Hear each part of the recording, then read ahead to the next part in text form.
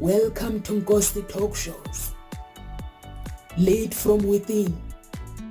Find your own voice. Challenges we have had to overcome in 2020. Find your own voice. The world has become united by the unseen, knowing there are no guarantees for tomorrow. Lead from within. Find your own voice.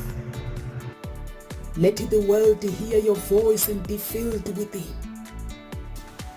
For the day has come for you to be a great leader. The time has come to break away from the pain, distraction, experience the unthinkable.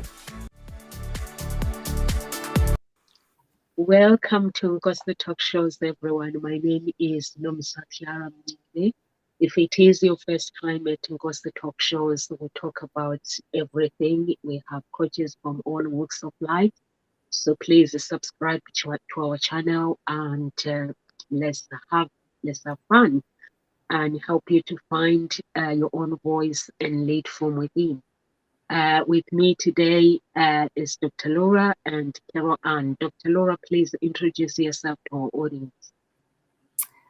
Hello, everyone. Yes, my name is Dr. Laura Cobb. I am a life coach and licensed professional counselor, NASI certified and degreed counselor, University of Maryland, University College Park. And I am grateful to be here and talk about this very important topic and be among colleagues and friends. Thank you so much, Dr. Laura. Over to you, Carol Ann. Please introduce yourself to our audience. Lovely, thank you, and good afternoon from London, UK. And as the writing facilitator, what I do is I support women to become more productive with their writing by connecting them with their deeper innate ability to write. But more importantly, they experience free-flowing writing. They experience an unlocking of the writer within and getting their story written. Because you cannot publish what isn't written. And all of this has come about through my own journey of unlocking the writer within. So I'm excited to be here too. It's lovely to see you with us, Dr. Laura.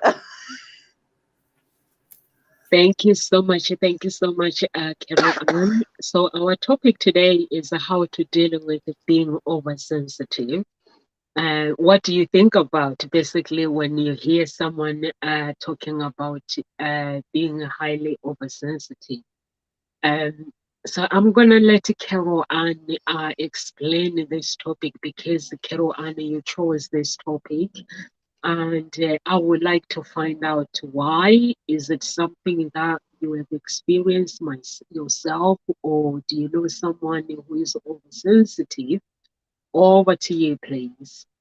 It's interesting. It's just the topic that I heard being discussed on a program on the television, and I thought, oh, that would be a nice topic for us to to dive into, because there is that about being oversensitive. How do you deal with it?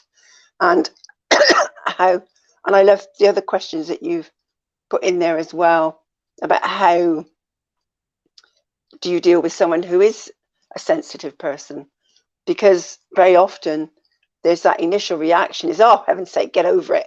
You know, you try to dismiss them, you put them down. And I remember as a child, my sister seemed to, I don't know, she used to cry, or I always used to say, she turns on the waterworks at the least thing, you know, little thing. And there was one time, as a family, my dad was trying to take a photograph of us all, and my sister wouldn't play ball, and you know, and I'm going, oh, just take her out of it then. You know. And she ended in tears. I ended up getting into trouble. But I think it's being able to understand how to deal with a situation in a different way, understand somebody, understand yourself, understand them, and actually know how to deal with it in a more powerful way, rather than dismissing it, and even dismissing yourself if you are someone who is sensitive. And I in actually looking at this last night, I remembered a comment that my ex-husband once said to me, and how it just made me contract inside. It was a critical comment about, oh, why do you have to always be so nice or be so polite? You know, and it's like, it just shocked me, and I just felt myself contract and withdraw and question myself. So, you know, I thought it'd be a great topic to explore. And how do you deal with it yourself? And how do you deal with other people who are sensitive? So, Dr. Laura, what's your thoughts? Well, I think you just nailed it. And I would say relative to whom and what's the context. I think those who have a challenging time witnessing others when they're emoting, if they have a problem with it, who's got the problem? That, at least from my experience in the American culture, is there's certain new generations. I'm not sure about that. Certain people, depending on how you grow up in your family of origin, what are you exposed to? What's normal, and what is normal? I once saw a cartoon, and there was a banner across the stage with huge auditorium, and there were two people sitting in the audience, and the banner read, "The Annual Conference of Functional Families." What is a functional family? What is a family? And how do we identify? How do we label what's appropriate? Growing up, I was encouraged to express my feelings if they were positive and happy. And if I had a bad mood, which I don't really think there's a bad mood necessarily, it's just the opportunity to express that. I was told, well, you can have your mood, but you're not going to have it on us. So I was sent to my room and to deal with it. How do I cope with those feelings? And pushing those feelings away. What's overly sensitive? I think when I hear overly sensitive, it's usually the connotation of the negative emotions, discomfort, anger. I should say that word is often, from my experience, the connotation is feminine. What's attributed to feminine emotions: crying, upset, brooding. Anything that is challenging for another person to cope with. I think that exuberance and excitement isn't necessarily considered overly sensitive. It's just that what's out of the norm. I think if someone is in absolute rage, I wouldn't say that someone says they're overly sensitive. They're angry, they're violent, and go to anger management. We don't have joyful management. We don't have happy management. So we have anger management. We're all allowed to express our feelings. It's how we do it, not necessarily what they are.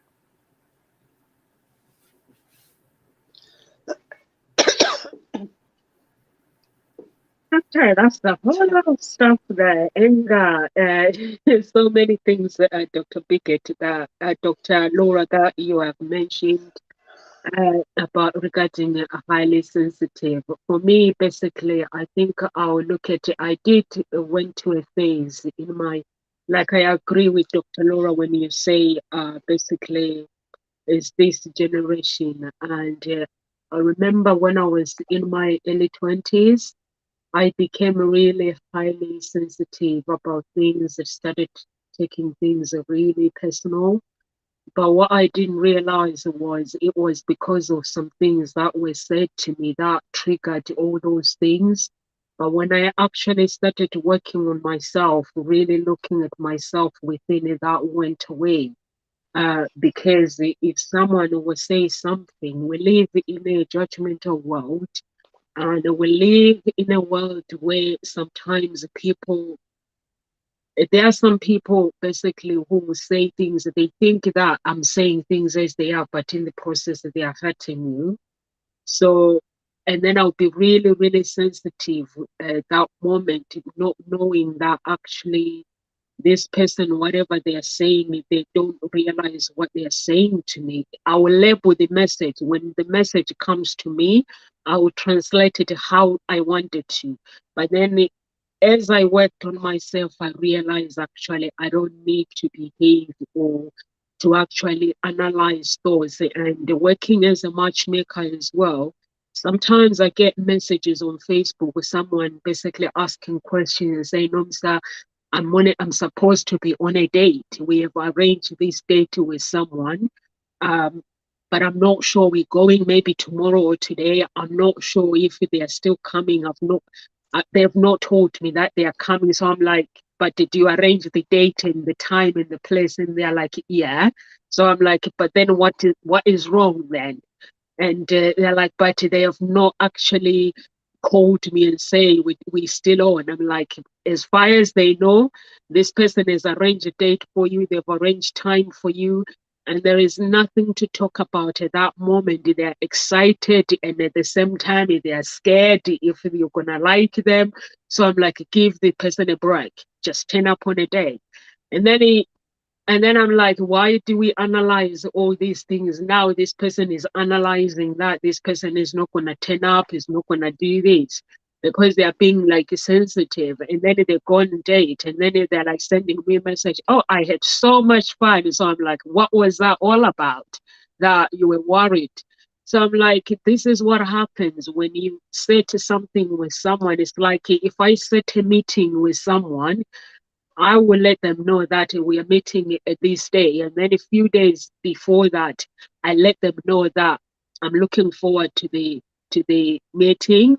And then that's it. And then I turn up on the meeting.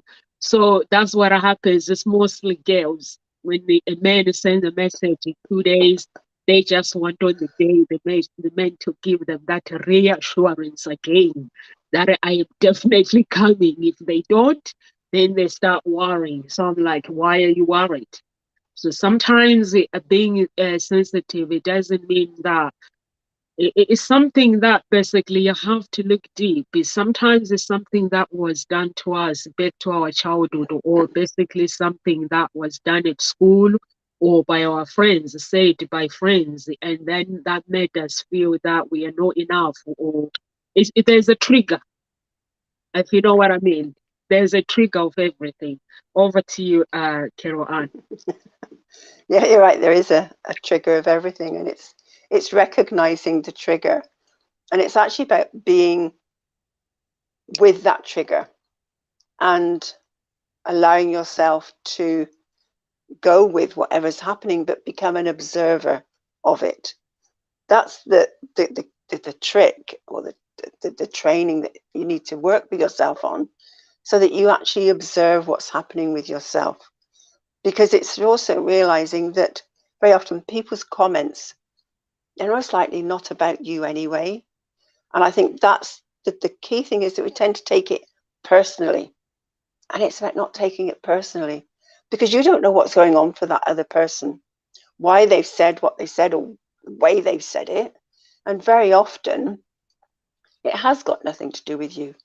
It's just that the way you've been, or you said, it's triggered something in them. And so they just come straight back at you.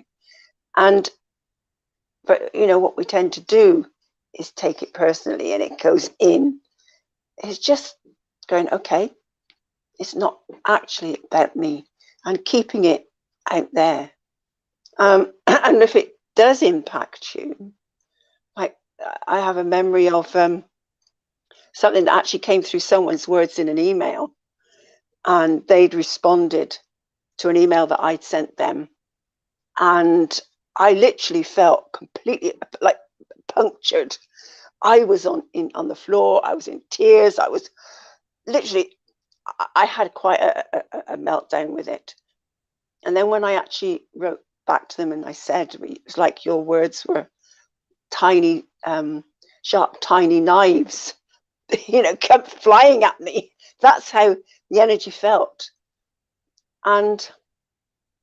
But we had a conversation about that. And what I've come to realize, it's about being able to say to somebody, this is the impact of what you've just said to me, without making them wrong. It's just letting them know. And I was able to work with how the words and the way, the energy that come through with it had affected me, without sort of shouting back at him, and sending the same energy back.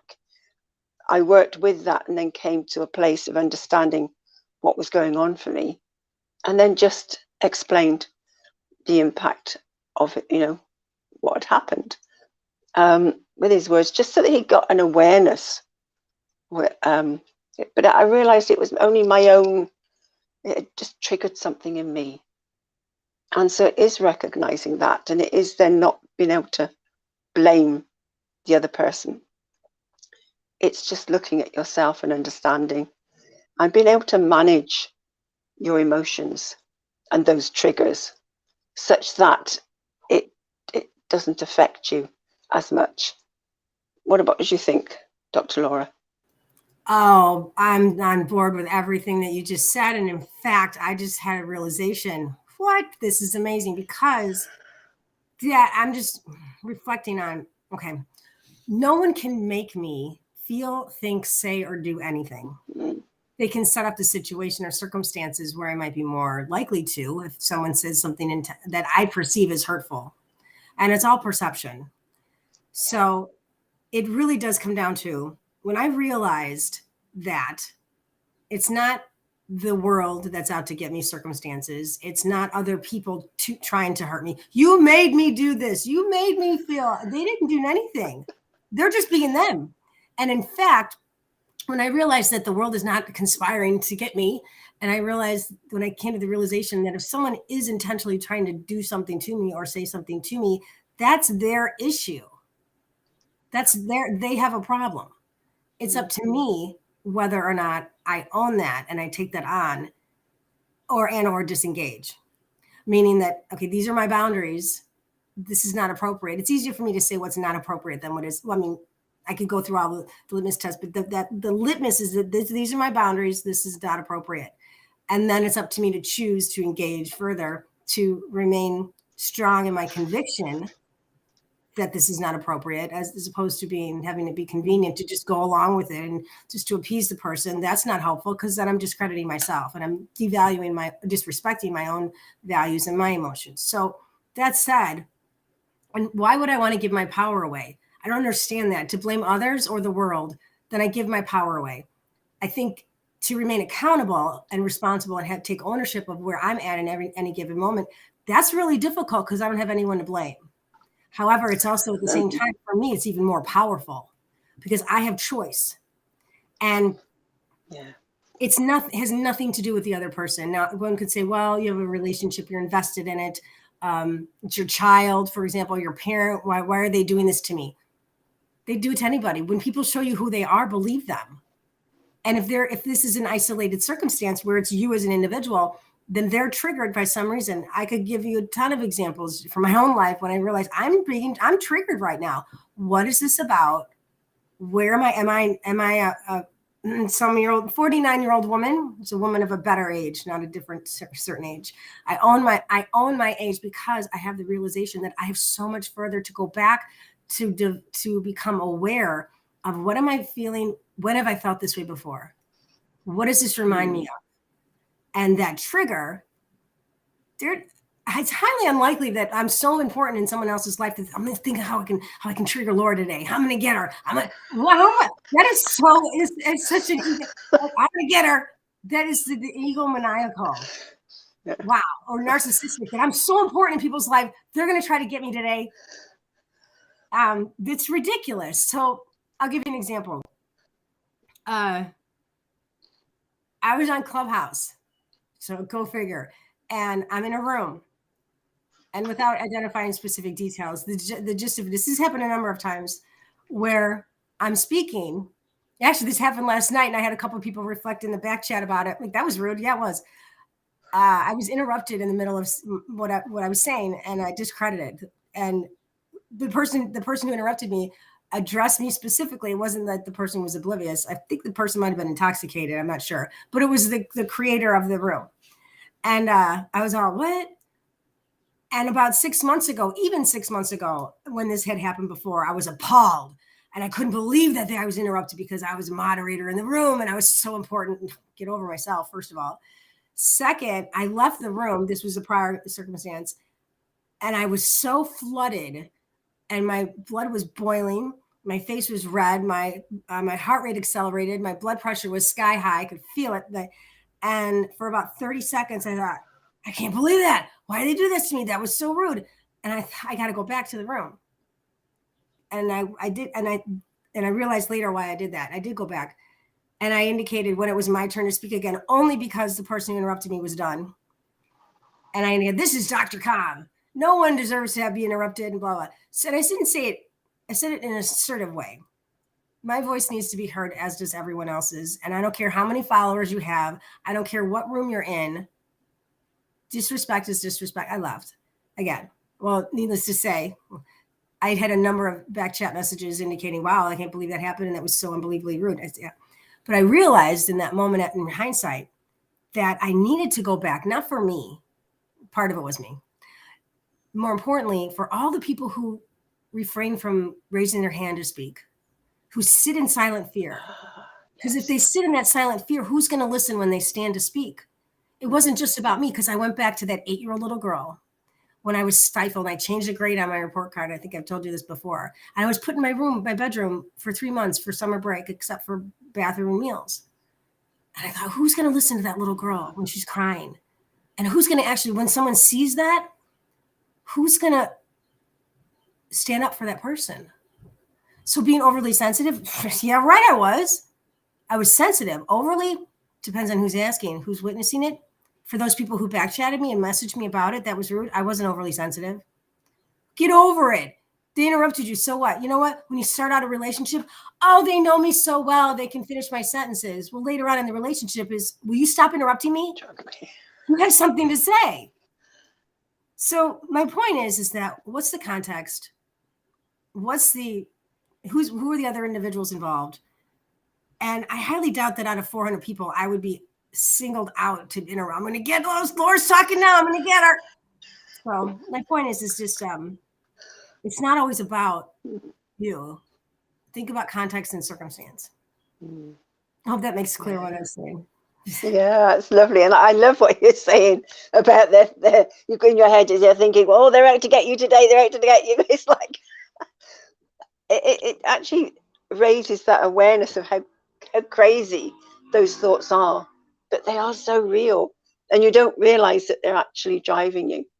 And it is about becoming aware of them and being able to laugh at them and put them, to one side. So, I acknowledge you for taking that time out, leaving the room, but actually going back with that realization that other people needed to hear you come back. And because yes, that interruption would have stopped them from speaking out. It triggers their own beliefs about their own voice and ability to speak out. So yeah, well done, and and making that stand. And moreover, if it weren't me, if it were somebody else, would I step in? There was another room I was in, and a person, the creator of the room, asked a question of a speaker, and the speaker, she was describing why she wanted to be a speaker, and the person, not the interviewer, the facilitator, the owner, the creator of the room, asked her, do you love your audience? And she said no. And I could tell where this was going, because it was the person who she was very much focused on self, and it was about her speaking as opposed to for the audience. And the facilitator asked her, do you love so-and-so, another person in the room? She said no. And I thought, oh, I could hear it, because when it's not about you, people get nervous about speaking. It's not fear of death and fear of public speaking. If public speaking is the number one fear, I'd rather be in the casket than giving the eulogy. Okay, I don't want to do the eulogy. So if it's not about you, if it's about the audience, then of course nervousness, excitement is important, because then is it overly sensitive? Is it debilitating? Or is it used as ammunition so that you can be you can provide your best self for them? It's more selfless than selfish. And eventually it got to the point where I just okay, I knew that was a good point that the person made regarding identifying, it's not about the audience, about her. And then it got twisted, it got turned. And then the speaker, the person is saying, you do not deserve to be on a stage. You have no right to ever speak to any audience ever. And I thought, wow, that just switched on a dime. And I was listening to this, and I started to feel those feelings, not about me, but for the people who witness this. Like, who are you going to stand up when someone else is forced to kneel down, to be silent? So it's not just about ourselves. It's about, what do we do in the world? How do we show up for others? And I interjected and I identified the person by name. I said, is it possible? And I tried to be sensitive about it. Not like, how could you tell her this? What's the matter with you? You're an idiot. I wanted to say that, but that's not my place. And so I said, is it possible that I understand and I respect and I agree with the message. Is it possible it's not necessarily what you say, it's how you say it? And I was pushed to the side almost to the extent I wasn't chastised for commenting. I was it was like my comment was irrelevant. So I left. And I came back. I said, and I wrote to this person, and I said, I support you, and if you need anything, and I left again. Well, not only did a couple of the audience witnesses chat me in the back chat, two of the facilitators, in conjunction with this person, contacted me. One asked me into a private room and was justifying the person's behavior. This person's stressed out. The business isn't doing well. I said, that has nothing to do with how you treat people. And I was pushed aside by this person. And then another person, one was female. The one who pushed me aside was female. And the one who heard me and said, yeah, I agree. I have 5 people, 2 of whom were colleagues of the person responsible for the I want to say perpetrator, the offense. And 3 were in the audience as well. And I'm interested in how this phenomenon happens when there's an alignment, when you contact someone who stands up in defense of another and don't speak up yourself, you can demonstrate your alliance with the person who's defending that person who's attacked. However, can you do that on your own? Where's the conviction that you have? Is it that Lisa Nichols says your conviction and convenience do not live on the same street? Your conviction is so strong that it's important for you to allow the person who's defending the person who's offended. Then why can't you stand up for yourself? Do you need alignment to do that? Are you going to do this on your own when no one else is looking? How do you behave? And some might say that I'm overly sensitive coming to the aid of others, but you know what? I know what it's like to feel that way. Sometimes it seems like going to war. Going to war, what? My values. To show up for others, not just for ourselves. Mm-hmm. I actually agree with Dr. Laura. Sometimes we have to choose how we respond in life. And you were talking about giving away your power. When someone basically come to you and say something that is hurtful, you have to understand that whatever is being said to you, that's what I've learned actually when I was studying psychology, that whatever, any negative things that is being said to me is actually not for me, it's for that person that is saying it to me.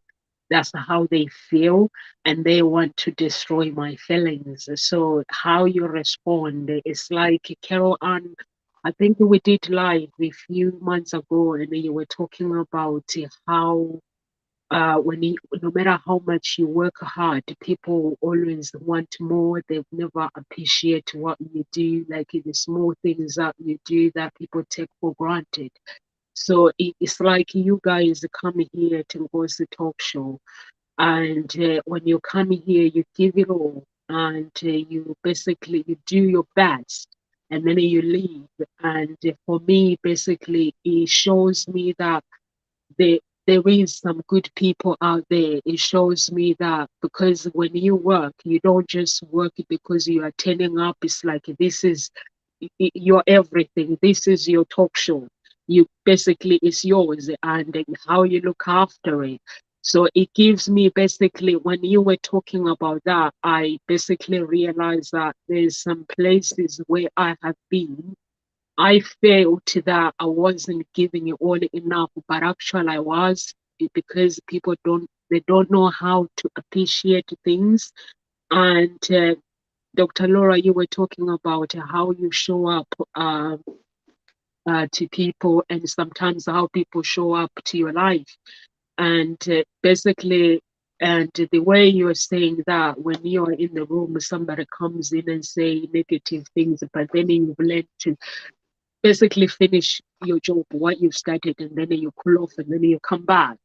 Because this is the world that we live in. The people are just gonna, however they are feeling, they just gonna come back to you and just throw it to you. And then you, because you don't realize that actually it's not for me, this person, how they're behaving, they're not actually saying it to me, that's what they are feeling themselves. So if you don't know how to respond, you're just gonna give it all and then you start fighting and stuff. So that's how the world is. So I've learned so much. Even myself, I've learned to appreciate things because I see how people behave towards me. And coming here to Goes the Talk Show and seeing what does a human being is. There are some people, I know Dr. Laura, you started a talk show a few months ago. There are some people who've been here for 2 years with me who have actually stood by Goes the Talk shows. And I remember when I started, we were Legacy Wealth Talk. And when my friend basically kicked us out straight away, and these guys, Carol Army, they had just started. I've never said anything to them. I just said the name has changed. Nothing. I've never said anything because I didn't want them to go through the feelings that I was going through. I just pretended everything was okay and basically redesigned everything, labels and everything, and just continued and ask God for forgiveness, because it's something that I wasn't expected myself. When my friend, we started the talk shows together, was the four of us, and we were so amazing together. And then one day she just said, you both need to get out, the three of you. And the boys went, and me, I was like, I'm not getting out. You want to get out, you get out. So that's how we moved from Legacy Wealth Talk to Goes the Talk Show. I remember we had a talk show the following day, and I didn't say anything to these guys. And I just said today is, please change everything, the branding and everything. Overnight, he changed everything. And for me, it was unreal. I couldn't believe it. So it was something that shocked me. But through this journey, I've learned so much and these guys stood by me, and I've learned so much, even if I didn't say anything, but I think they realized something was going on. So I do give you a credit, Dr. Laura, for basically continuing with your clubhouse.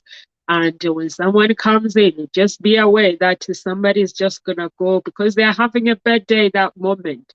So you're just gonna be at the right place at the wrong. You're gonna be at the right place, but somebody's gonna walk into your right place and make it wrong. Like Carol Ann always say, never make anything wrong or make yourself wrong, but somebody will walk in because that's what they're going through, and they're gonna want to share their pain with you. So over to you, Carol Ann. Share their pain with you. Yeah. Or maybe attempt to dump it on you. It's like, yeah. And I think it all comes down to getting to know yourself. Yeah. And what you want. Figure out what you need. And that's what I'm hearing with the talk show. You decided yourself what it was you wanted. Yeah. So it is figuring out what you want, but it is getting to know yourself. And then it's accepting yourself. Because very often it's difficult to accept yourself because you're listening to the criticism and judgments of others. And so there's this, you don't want to accept yourself because it's like it's something wrong. As I say, there is nothing wrong. It's knowing yourself, accepting that, embracing who you are and how you are, and getting to understand how to be with who you are, how you operate. And, if you are sensitive, that's sensitive, and get to know your boundaries. Because I think it's something Dr. Laura said about setting your boundaries. Well, you need to know what those boundaries are.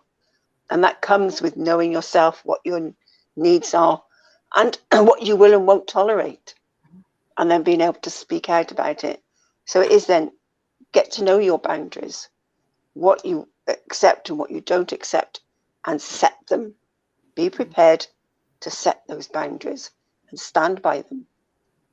And but also take that responsibility of knowing that it's up to you to get your needs met. So it's about communication, being able to communicate to others effectively so they understand what your needs are. Because again, if you're not allowing them to understand, you're making them wrong. And so it's about being able to help them understand.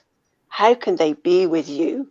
How can they, the word treat you comes to mind, talk with you, understand where you've gone with certain communication. So it is improving your own communication and explaining and helping others to understand is so important. But all of that comes from about, you've got to understand yourself first. And I know my ex-husband always used to say to me, what's the matter with you? Or he'd say things like, well, what are you feeling? And I'm going, I don't know. I had no idea what I was feeling. I couldn't explain it. And if he'd say, what's the matter with you? Why are you being miserable? And inside I would go, but I don't feel miserable. I'm just quiet at the moment. But I couldn't fully understand then my need for just being quiet. Whereas now I can express that because I understand that sometimes I just like to be quiet. I'm not being miserable. It was his interpretation at that time. But I allowed it to make me feel wrong. I allowed it to question myself and feel uncomfortable with who I was and how I was being. So again, this journey, as you say, Noms, you've been on a journey.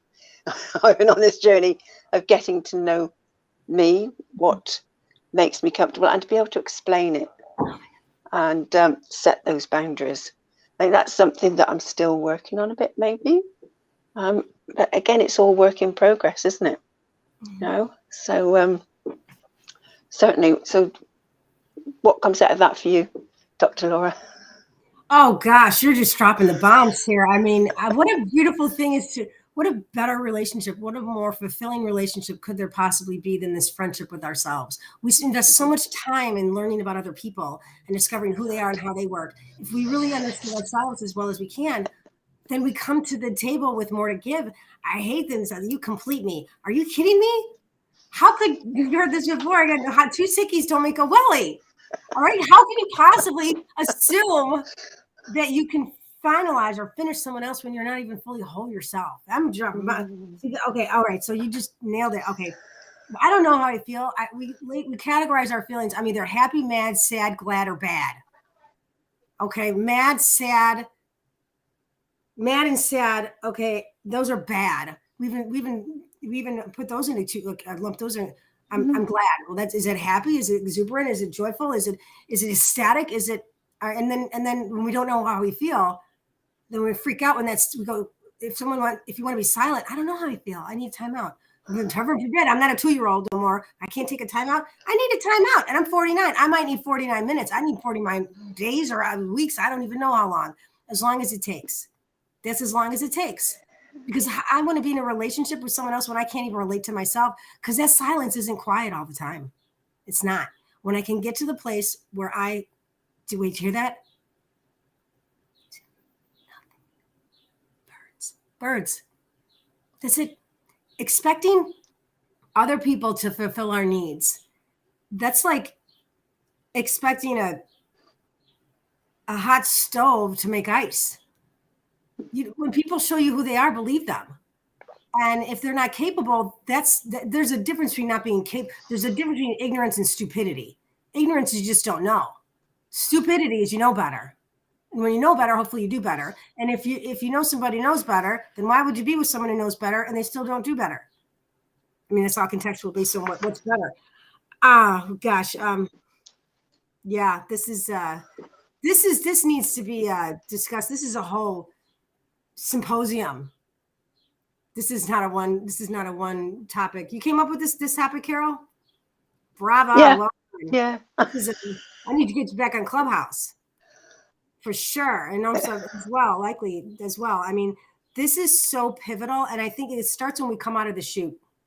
When we're born, even when in utero, are you attended to? Do you matter? Toni Morrison, when your child walks into the room, do your eyes light up? And all that stuff that's not said, it's so loud. It's so obvious. We just don't see it because we push it on the right. Well, oh, you saw me. We all want to be validated. It's a basic common human denominator. We want to feel like we matter and that we're heard. And therein lies the connection. Overly sensitive? Damn right I'm overly sensitive. I want to be so full of myself with sensitivity that I cannot help but see you and hear you and feel you in your presence. Sensitive to my awareness of my being? Maybe because it's in relation to you, because you matter. What do we want to know? So am I sensitive? Ooh, I'm cold. Ooh, it's hot in here. Yeah, I'm aware. Why go through life numb? Please, people. That's all I got on that. I love that question. Why go through life numb? Why indeed? And the thing is, you do until you can wake up to that numbness, when you can really allow yourself to feel what you're feeling and be with your emotions. And for me, that was, again, a huge shift, a huge awakening, was actually being able to do processes where you actually go through and drop through emotional levels and find a word to describe it. And so being able to say, this is what I'm feeling, is really powerful and empowering, because now I can be with and say, well, actually, I can feel that little bit of sadness here. It's just coming up.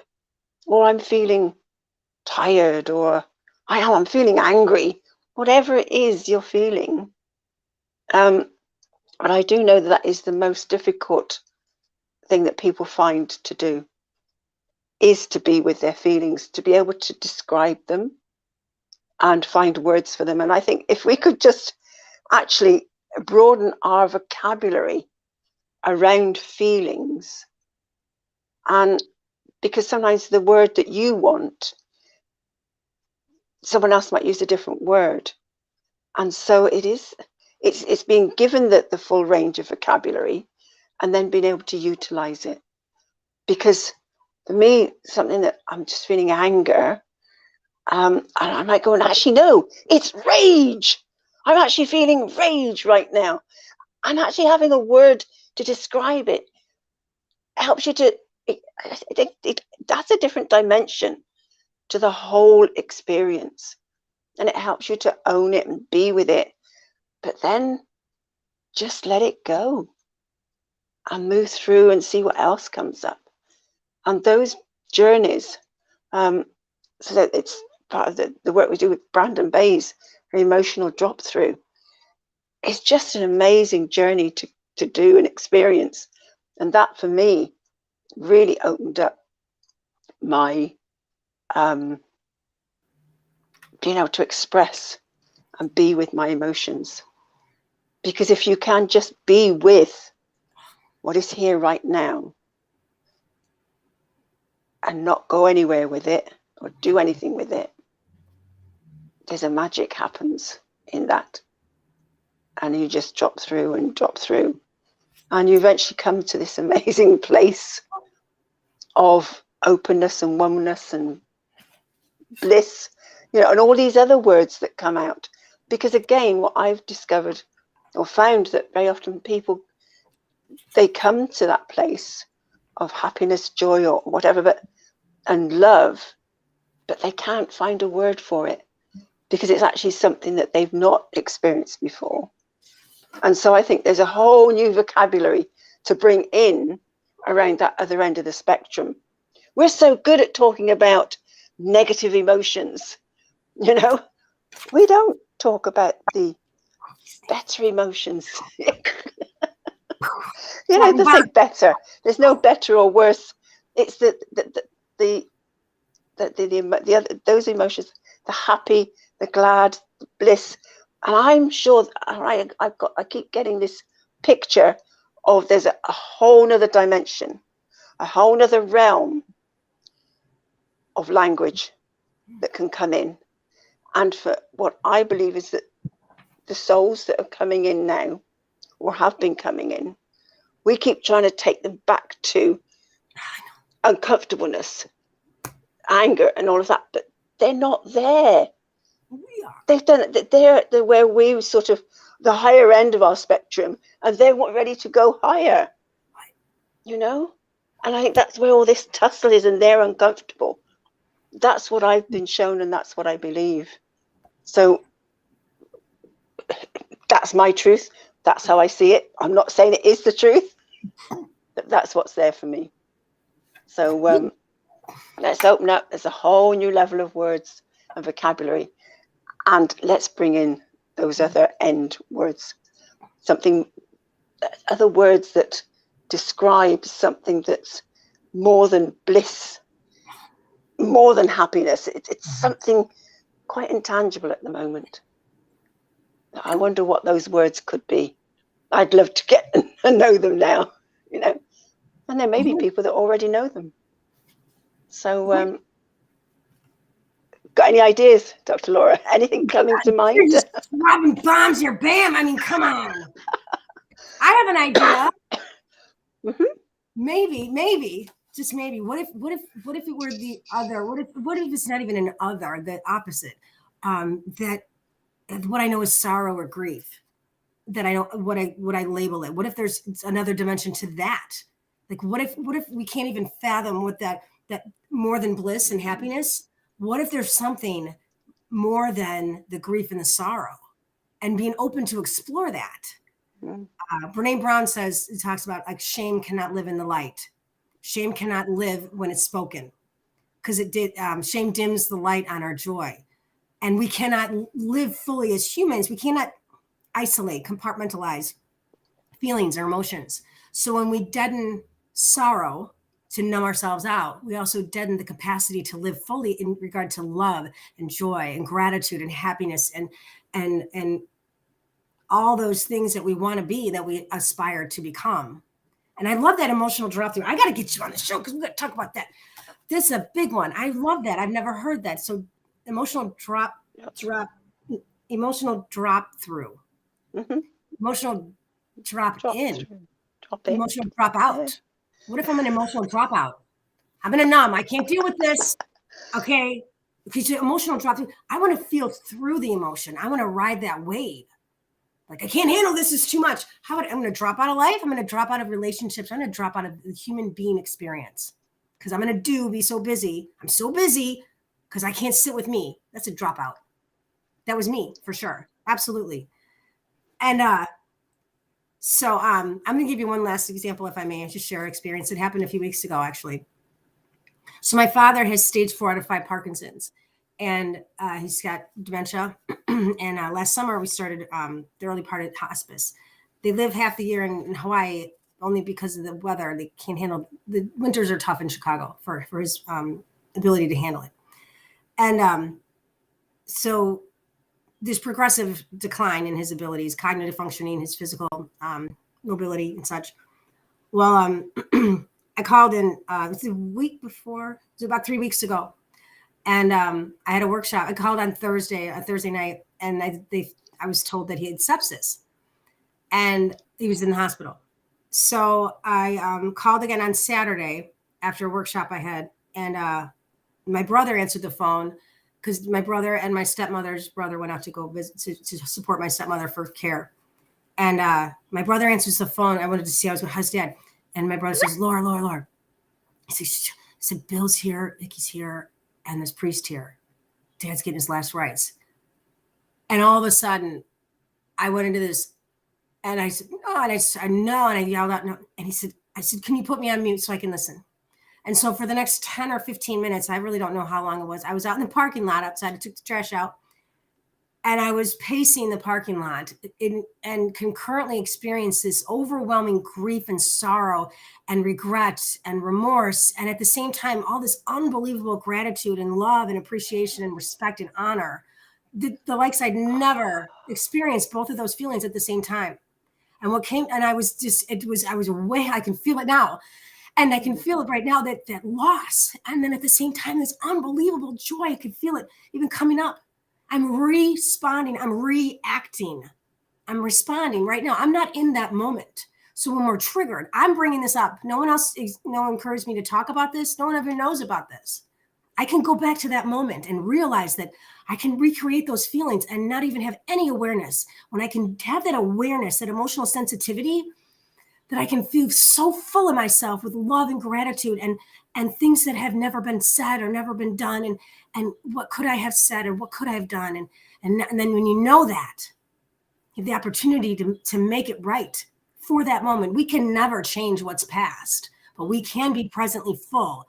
And what a gift that is. And so when the last rites were finished, my brother got on the phone. I spoke briefly with him, my uncle, and my stepmother, and I said, may I speak with Dad? Could you put the phone next to his ear? And I just relayed to him. I said, Dad, you did everything right. I said, I am here. We are here because of you. You started this. I only have my siblings because of you. I only have my stepmother because of you. I have this life because of you. And I was pouring into him out of gratitude and love and appreciation. I said, I did a lot of things wrong, Dad, but I said, go fly. You don't have to wait, because maybe this time I'll listen, and I know you'll always be with me.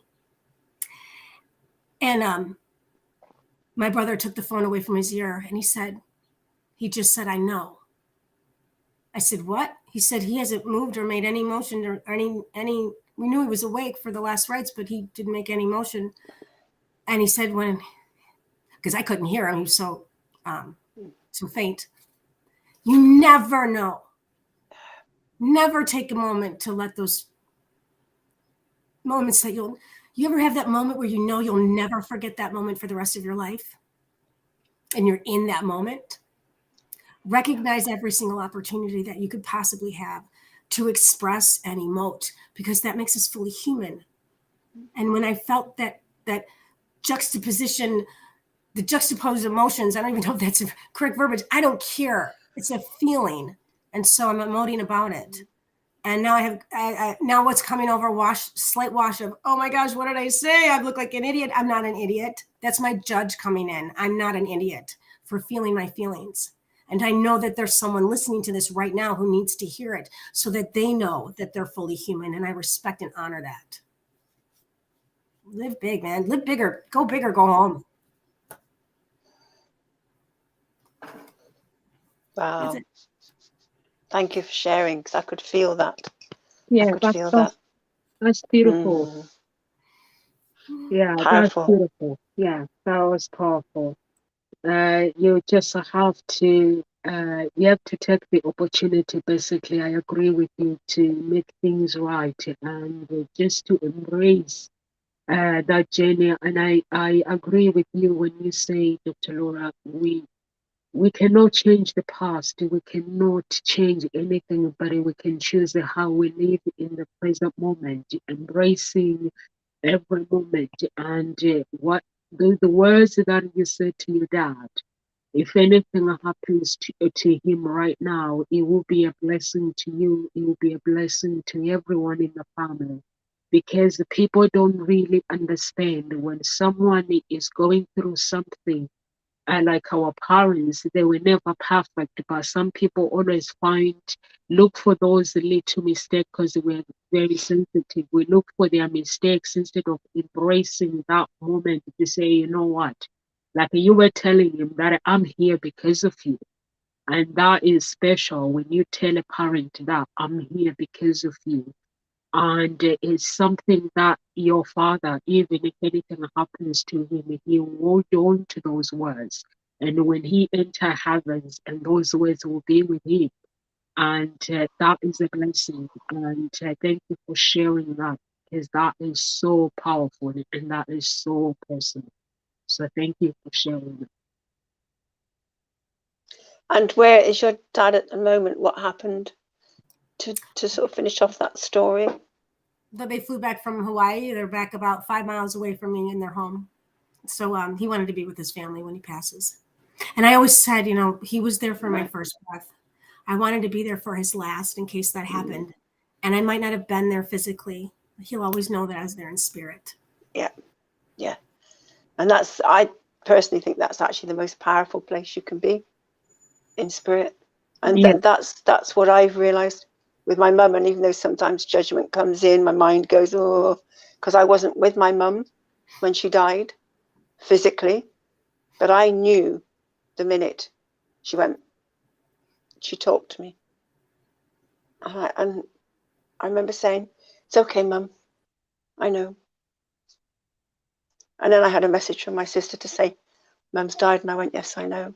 But that moment of connection when she died was just, it comes back. And and thank you for that, Dr. Laura, because it's helped me to realize, and not realize, but even feel it even more, because take away that judgment of, oh, I should have been there with her physically. Actually, being with her in that moment spiritually was so powerful. And actually, it helps me to keep communicating with her.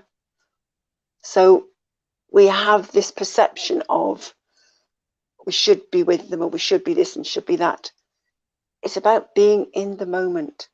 Wherever you are in that moment is perfect. And your communication, it is about connection. And instead of keep going in and making yourself wrong or chewing things over, be present. Be present. What are you feeling? What's happening around you? Be present. Be present. And the more present you are, the more connected you are to everybody else, to everything. And that's the power of living in this world. You know, that's what helps us to survive, to live, and to fly. You know, so and something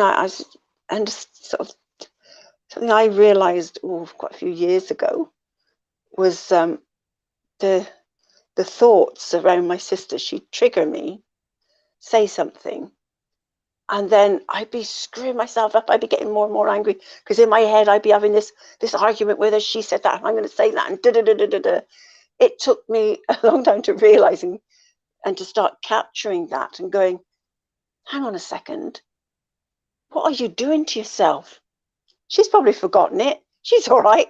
But I was chewing myself up. And it took a while to stop, capture it, and go, stop that, stop that. And now it doesn't happen.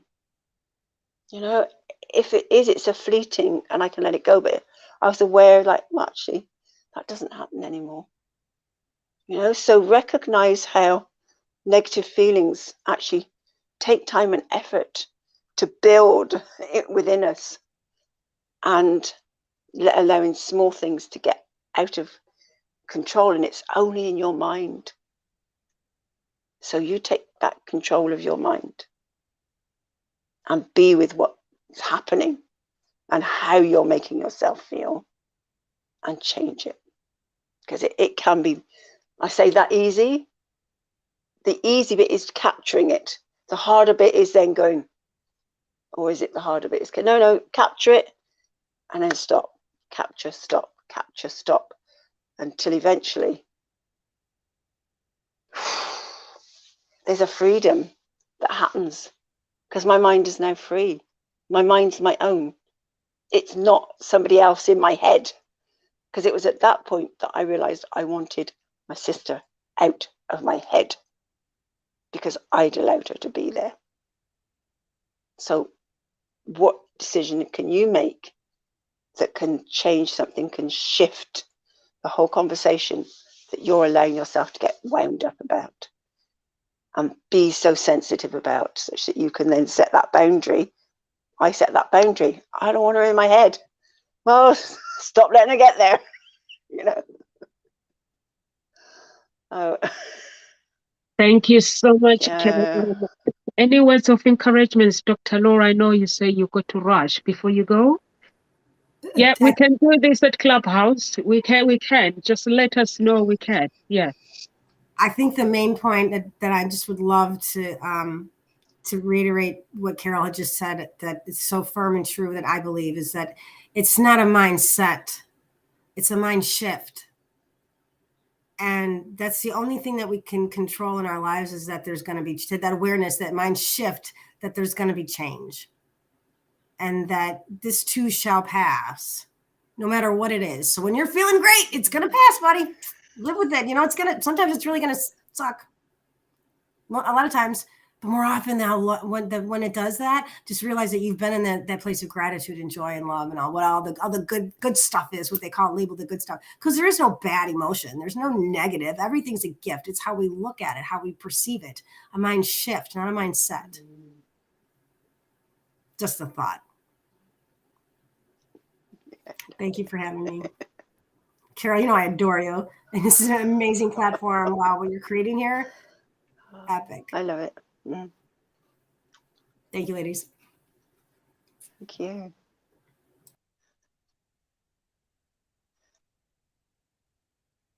Thank you so much, Dr. Laura. Carol, and any words of encouragement before we go? Love yourself. Just love yourself.